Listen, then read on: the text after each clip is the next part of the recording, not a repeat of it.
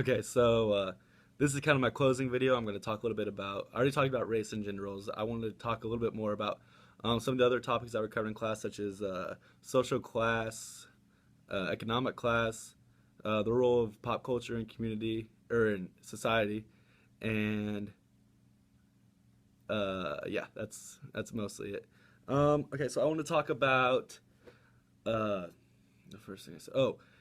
Economic class in today's society, and kind of what my opinions are on that, or what I think about that.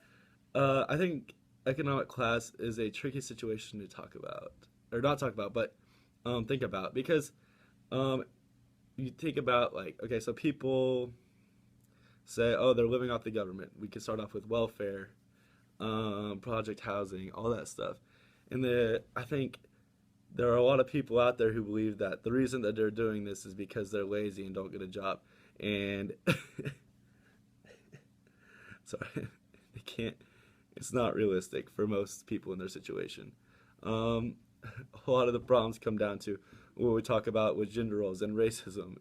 I think everything we talked about came back to those two things. So that's kind of why I focused on them in my project. But if I think it's funny to think about how like people like argue or think like, oh, like these people want to be making more money, or they aren't making more money because they don't want to. Like the reason they aren't is because of they aren't.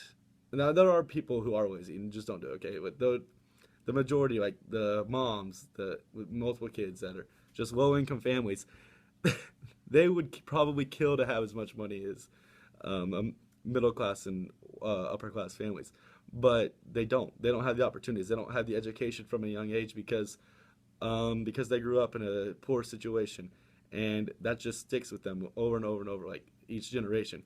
Now there are families that break out of it, but overall, like kids who grow up in low income situations aren't going to make it out of those low income situations. They're going to stay there, and they might work one, two jobs, but the jobs they're getting aren't providing them with the amount of money to even be able to do anything for the people they're taking care of.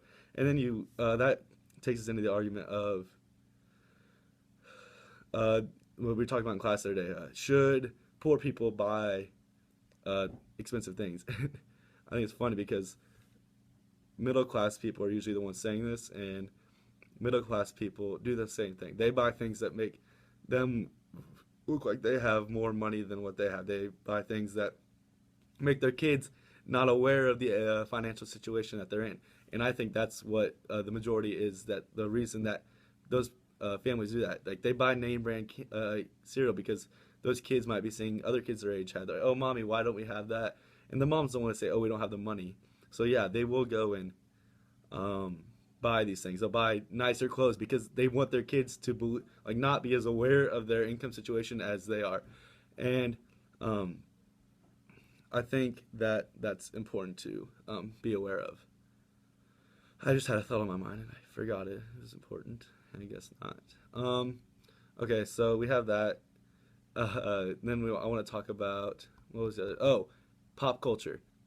Um, what was something? Oh, the other day in class, there was something talking about how black girls are always like on the sidelines. They're the cheerleaders, they're the sex symbols, they're the dancers. And I started paying attention to music videos, to TV shows, and I was like, oh my god, like that entire they fix their race problem. Like their entire cast might be white, and then they'll fix the race problem by throwing in black cheerleaders and dancers and whatever like the show is I was watching. I can't remember what TV show it was, but there wasn't a single black main character except for an athlete, and the only other black people I saw were the dance team in the show. Music videos especially, um, and it's a problem with gender roles too, because the people who are making this or running this are men with money, a musician, artist. They're making their videos like, oh yeah, like let's have all these girls that like men want this, so let's make this video and let's use white black girls to look dance sexy while I rap around them, which is just a joke in all its own. Um, which also ties back into gender roles, like I talked about, which I think most things do. Um, and then there's the Macklemore argument, which I thought was a super interesting thing that we talked about And the Macklemore argument um, is someone who's not gay, white, privileged, in a industry that he's a minority in, actually, so he uses that as an excuse. Is he able? Should he be able to be the spokesperson for a community that he's not a part of?